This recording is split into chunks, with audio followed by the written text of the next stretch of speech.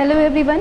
Current affair की series चल रही है जिसमें हम उन क्वेश्चंस को कवर कर रहे हैं जो कि अभी 2022-23 में करंट अफेयर से पूछे गए हैं, चाहे वो यूपीएससी का एग्ज़ाम हुआ हो, चाहे स्टेट पीसीएस का एग्ज़ाम हुआ हो। कोई भी परीक्षा अगर इस 2022 और 23 में हुई है तो उसकी करंट अफेयर के जो क्वेश्चन है उनको हम कवर कर लेंगे।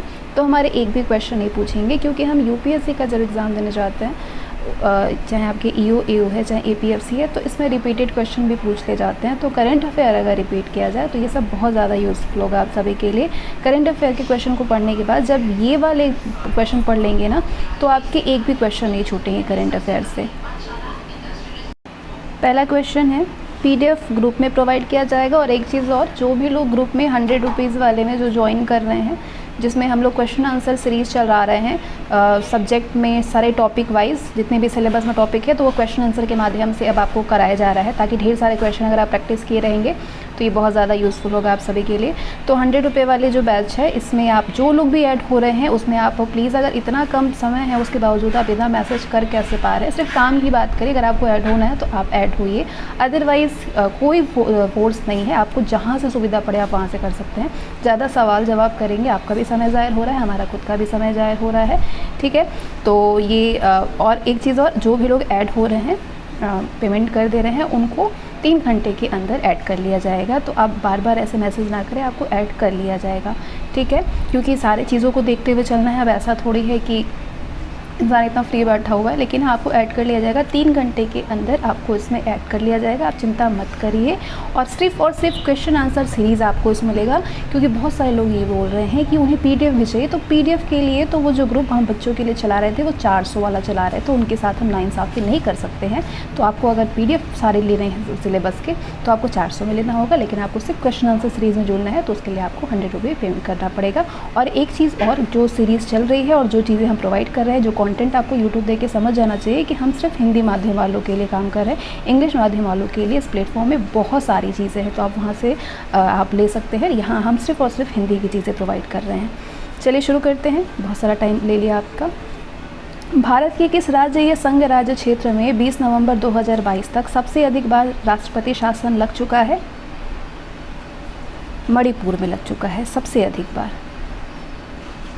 और सबसे ज़्यादा दिन तक राष्ट्रपति शासन लागू रहने के मामले में पंजाब सबसे आगे है। यहाँ पे अलग अलग मौके पे टोटल 3510 दिन, यानी कि लगभग 10 साल राष्ट्रपति शासन लगा रहा था।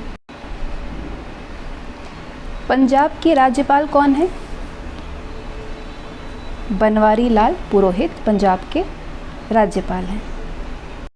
भारत के 15वें राष्ट्रपति चुनाव के लिए संयुक्त प्रगतिशील गठबंधन यानी यूपीए के उम्मीदवार कौन थे? यूपीए के उम्मीदवार थे यशवंत सिन्हा। अमेरिका के सुप्रीम कोर्ट ने गर्भपात अधिकार में क्या किया है? प्रतिबंध लगाया है। निम्नलिखित में से सर्वोच्च न्यायालय ने क्या अस्वीकार किया है? सर्वोच्च न्यायालय ने कांग्रेस नेता जाफरी के हत्याकांड की बड़ी साजिश से क्या किया है? अस्वीकार किया है। ये जो हम लोग कवर कर रहे हैं करंट अफेयर, ये हम लोग नेशनल और इंटरनेशनल इवेंट से जो भी प्रश्न पूछे गए हैं वो हम लोग कर चुके हैं। आज हम लोग संवैधानिक और प्रशासनिक घटनाक्रम से जितने प्रश्न पूछे गए हैं उन प्रश्नों को करेंगे, और इसके बाद आर्थिकी के प्रश्नों को देखा जाएगा। इनमें से कौन जल्द ही नीति आयोग का नया मुख्य कार्यकारी अधिकारी होगा? वी परमेश्वरन अय्यर।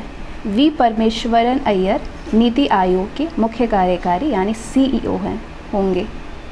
इसके अलावा वर्तमान में जो है वी परमेश्वरन अय्यर नीति आयोग के मुख्य कार्यकारी अधिकारी हैं। तो नीति आयोग के पूर्व सीईओ अमिताभ कांत 30 जून 2022 को सेवानिवृत्त हो गए हैं। तो नीति आयोग की उपाध्यक्ष कौन है? सुमन बेरी। ध्यान रखिएगा, नीति आयोग की उपाध्यक्ष है सुमन बेरी, और अमिताभ कांत 30 जून 2022 को सेवानिवृत्त हो गए हैं। निम्नलिखित में से कौन सा मसौदा हाल ही में जारी किए गए बाल अधिकारों के संरक्षण के लिए राष्ट्रीय आयोग के दिशा निर्देशों को सम्मिलित नहीं करता है? कौन सा मसौदा है? शूटिंग के लिए स्कूल छोड़ने हेतु निजी ट्यूटर प्रदान करना। शूटिंग के लिए स्कूल छोड़ने हेतु निजी ट्यूटर प्रदान करना। ठीक है, ये बाल अधिकारों के संरक्षण के लिए राष्ट्रीय आयोग के दिशा निर्देश को सम्मिलित नहीं करता है, जबकि बाकी ये जो 3 हैं ये सम्मिलित होते हैं। सुरक्षित वातावरण सुनिश्चित करना, बच्चे को खिलाने के लिए अभिभावक और जिला अधिकारी की अनुमति। रोबोट सोफिया किस देश की आधिकारिक नागरिक है? सऊदी अरब की। इसके अलावा ये स्टेटमेंट पूछा जाता है जो कि जेके पीसीएस में भी पूछा गया था 2022 में जो हुआ था कि 105वें संवैधानिक संशोधन से संबद्ध इन जो कथनें हैं उस पर विचार करिए। 105वें संवैधानिक संशोधन, पहला है कि ये संशोधन राज्य सरकारों को सामाजिक तथा शैक्षिक रूप से पिछड़े वर्गों को चिन्हित एवं उल्लेखित करने की शक्ति को पुनर्स्थापित करने का प्रयास करता है।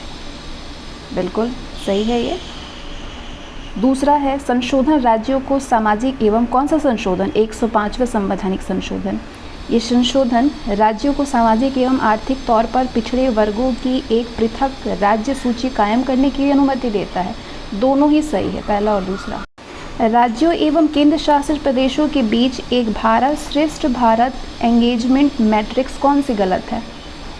राज्यों एवं केंद्र शासित प्रदेशों के बीच एक भारत श्रेष्ठ भारत एंगेजमेंट मैट्रिक्स में इसमें से कौन सा गलत है पूछ रहा है। पहला दिया है कि गुजरात छत्तीसगढ़, महाराष्ट्र उड़ीसा, गोवा कर्नाटक या फिर चंडीगढ़ और पुदुचेरी, दादर व नागर हवेली और दमन दीव। तो इसमें से जो है ये सारे हैं, लेकिन इसमें से जो नहीं है वो बताना है। तो केवल गोवा कर्नाटक नहीं है, बाकी छत्तीसगढ़ गुजरात में है ये एक भारत श्रेष्ठ भारत, महाराष्ट्र उड़ीसा में है, चंडीगढ़ और पुदुचेरी, दादर नागर हवेली, दमन दीव है। ये सरदार वल्लभ भाई के 140वें जन्मदिन के अवसर पर प्रधानमंत्री नरेंद्र मोदी ने 31 अक्टूबर 2015 को एक भारत श्रेष्ठ भारत पहल की घोषणा कई राज्यों में सांस्कृतिक एकता को एक सूत्र में पिरोने के उद्देश्य से किया था। तो एंगेजमेंट मैट्रिक्स कौन कौन से हैं? गुजरात छत्तीसगढ़ है, कर्नाटक उत्तराखंड है, महाराष्ट्र उड़ीसा है, चंडीगढ़ दादर नागर हवेली, गोवा झारखंड है, पुदुचेरी और दमन दीव है। लेकिन गोवा कर्नाटक नहीं है, गोवा झारखंड है। यहाँ से अब तक केवल 10 ही प्रश्न पूछे गए हैं। अब हम आर्थिकी के प्रश्नों को देखेंगे जो कि 2022-23 में पूछा गया है। आर्थिकी में आपके आर्थिक समीक्षा, केंद्रीय बजट और उत्तर प्रदेश बजट सभी इसमें आ जाएंगे। 1 अप्रैल 2022 से प्रत्येक प्रकार की परिसंपत्तियों पर दीर्घकालीन पूंजी अधिलाभ कर पर कितना अधिभार आरोपित किया गया है? 15% अधिभार आरोपित किया गया है। वर्ष 2019-20 के आर्थिक सर्वेक्षण के अनुसार किस जिले की प्रति व्यक्ति आय सबसे कम है? शिवहर की। 2019-20 की बात हो रही है, शिवहर की। भारत का व्यापार संतुलन यानी कि माल और सेवाएं दिसंबर 2022 अनंतिम आंकड़ों के लिए कितना है? इसमें गिरावट कितना? 11.98 अरब अमेरिकी डॉलर का। 2022 में भारत का समग्र आयात कितना था? 73.80 अरब अमेरिकी डॉलर और निर्यात 61.82 अरब अमेरिकी डॉलर। तो भारत का व्यापार संतुलन 2022 में के अनंतिम के लिए कितनी डॉलर है? 11.98 अरब। भारत के निम्नलिखित में से किस राज्य ने अप्रैल से सितंबर 2022 के दौरान उच्चतम प्रत्यक्ष विदेशी निवेश यानी FDI इक्विटी के रूप में प्राप्त किया है? कर्नाटक ने अप्रैल से सितंबर 2022 के दौरान उच्चतम प्रत्यक्ष विदेशी निवेश इक्विटी के रूप में प्राप्त किया है। बिहार आर्थिक सर्वेक्षण 2021-22 के अनुसार 2020-21 में बिहार के सकल राज्य घरेलू उत्पाद यानी GSDP की वृद्धि दर कितनी रही है? 2.5% रही है। वर्ष 2020 से 22 के लिए सबसे कम महिला कार्यबल भागीदारी दर कितने प्रतिशत पर बिहार में दर्ज की गई है? बिहार में 4% ग्रामीण क्षेत्रों में और 6.5% शहरी क्षेत्रों में, अर्बन एरियाज में। भारत सरकार के शिक्षा मंत्रालय द्वारा उच्च शिक्षा वित्तीय संस्था यानी HEFA के गठन हेतु निम्न में से किस बैंक के साथ में संयुक्त उपक्रम स्थापित किया गया है? केनरा बैंक के साथ में। ऐसे ही करंट अफेयर पूछे जाते हैं और ऐसे ही करंट अफेयर आपको अब टॉपिक वाइज दिया जा रहा है, तो इसके लिए अगर आप नए हैं चैनल पे तो सब्सक्राइब कर लीजिएगा। पूरे ही टॉपिक को हम लोग कवर करेंगे। भारत सरकार का बजट 1 मार्च के महीने में प्रस्तुत किया जाता है। अब यह सामान्यतः फरवरी में किस वर्ष से प्रस्तुत किया जाने लगा है? तो फरवरी में ये 2017 से प्रस्तुत किया जाने लगा है। भारत सरकार का बजट प्रस्तुत करने वाली प्रथम महिला वित्त मंत्री कौन सी थी? इंदिरा गांधी थी। वैश्वीकरण के संदर्भ में MNC का पूरा रूप क्या है? MNC यानी मल्टीनेशनल कॉरपोरेशन, बहुराष्ट्रीय समिति। निम्न में से कौन सा भारत में सूक्ष्म उद्यम को आंशिक रूप से परिभाषित करता है? संयंत्र और मशीनरी या उपकरणों में 1 करोड़ से अधिक निवेश नहीं होनी चाहिए, ये सूक्ष्म उद्यम को आंशिक रूप से परिभाषित कर रहा है। 13 मई 2020 को आत्मनिर्भर भारत पैकेज में MSME की परिभाषा में संशोधन किए जाने की घोषणा की गई थी।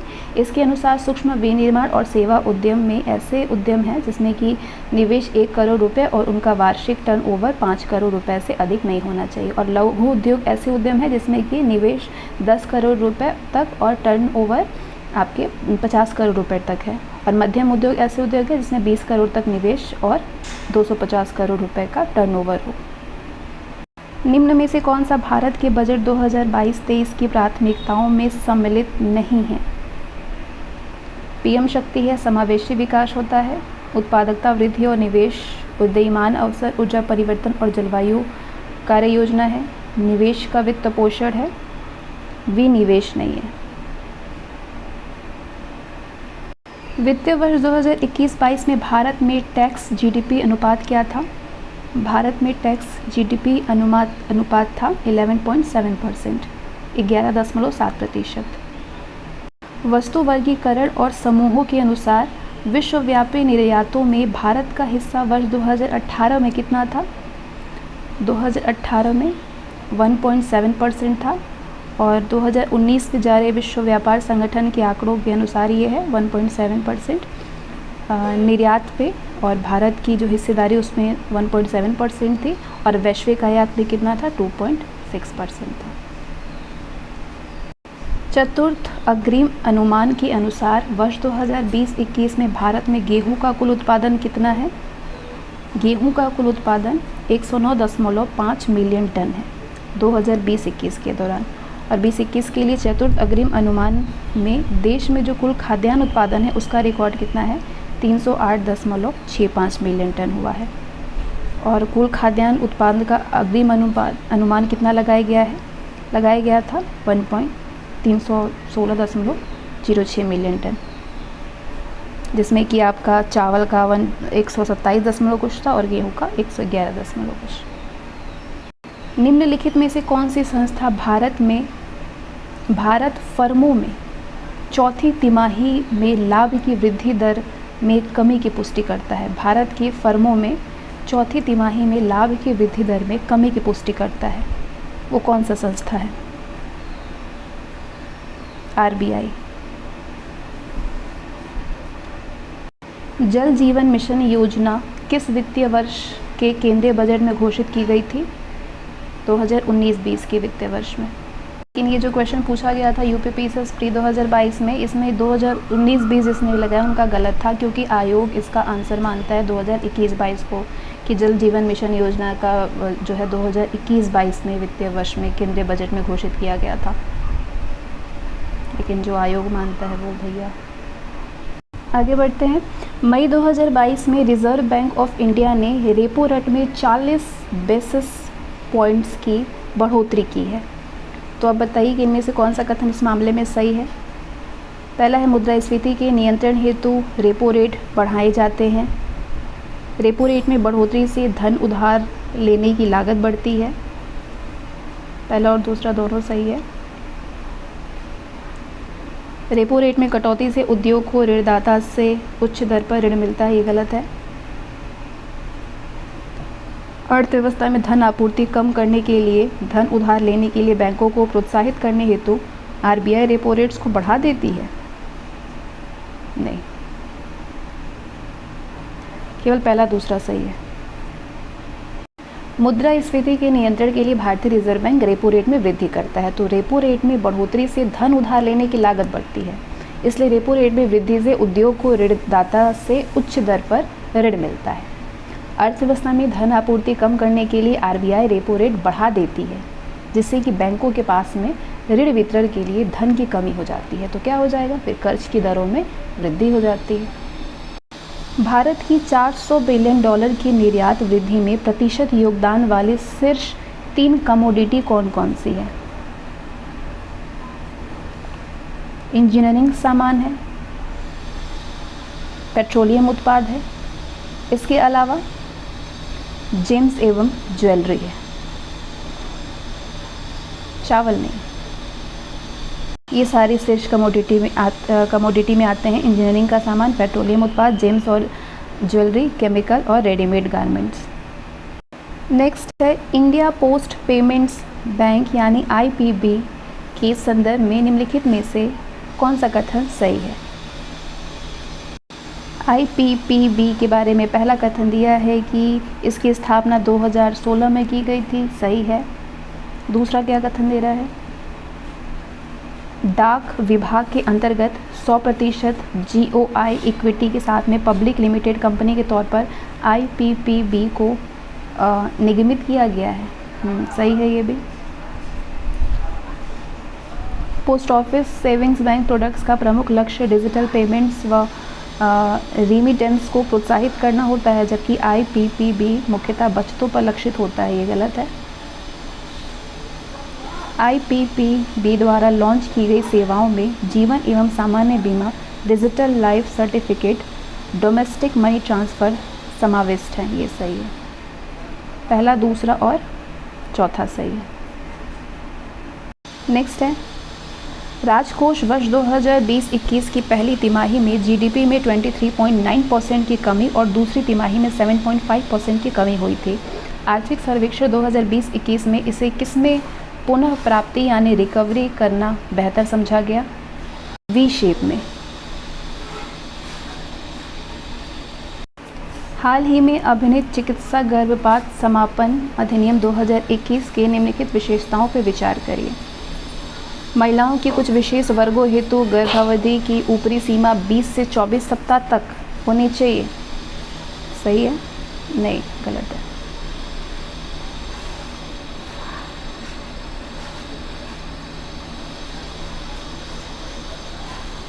सही है, सही है। ये तो कितना 20 से 24 सप्ताह तक बढ़ना चाहिए। यहाँ से इसको रिलेट करके सोशल सिक्योरिटी वाले में भी ये क्वेश्चन आपसे पूछा जा सकता है कि महिलाओं की कुछ विशेष वर्गों हेतु गर्भावधि की ऊपरी सीमा 20 से 24 सप्ताह तक बढ़ाना। इसके अलावा गर्भावधि की ऊपरी सीमा चिकित्सीय बोर्ड द्वारा चिन्हित व्यापक भ्रूण विकारों के मामले में लागू नहीं होगा, ये भी सही है। गर्भ निरोधक उपायों की आधारभूत विफलता में महिला एवं उसके पार्टनर को शामिल किया गया है, ये भी सही है। पहला, दूसरा, तीसरा, तीनों सही है।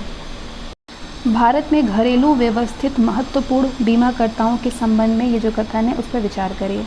पहला है रिजर्व बैंक कुछ विशेष बीमाकर्ताओं को DSII नामित करता है, नहीं, गलत है। वर्तमान समय में LDC GIC new India insurance company limited को भारत में DSIIS की श्रेणी में सूचीबद्ध किया गया है, ये सही है। ऐसी बीमाकर्ताओं के रूप में देखा जाता है जो कि विफलता से बचने के लिए काफ़ी बड़े अथवा महत्वपूर्ण काम करते हैं, ठीक है।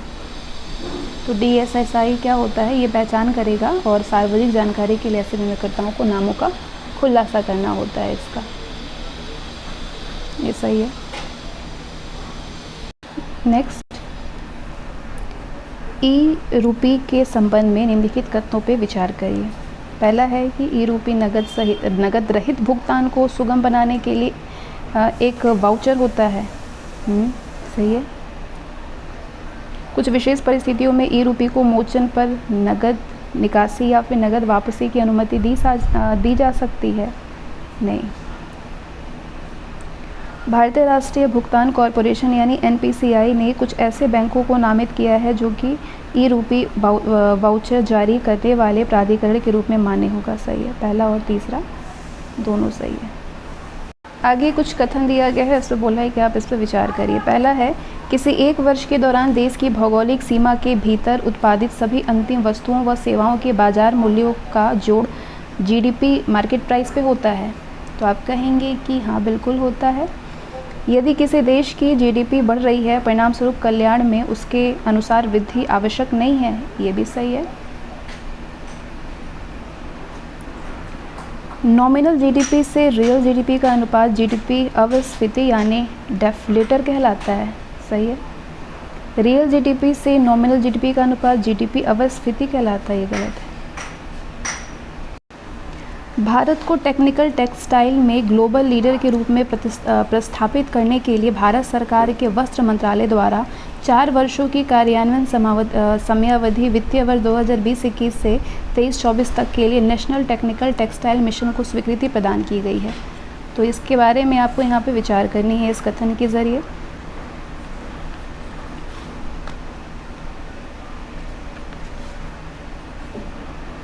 विकसित देशों में 30 से 70% के विपरीत में भारत के टेक्निकल टेक्सटाइल का पेनिट्रेशन लेवल 5 से 10% है। सही है।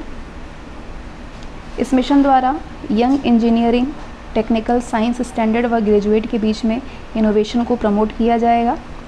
नेशनल टेक्निकल टेक्सटाइल मिशन का कार्यान्वयन 3 टायर संस्थागत मैकेनिज्म के अंतर्गत किया जाएगा।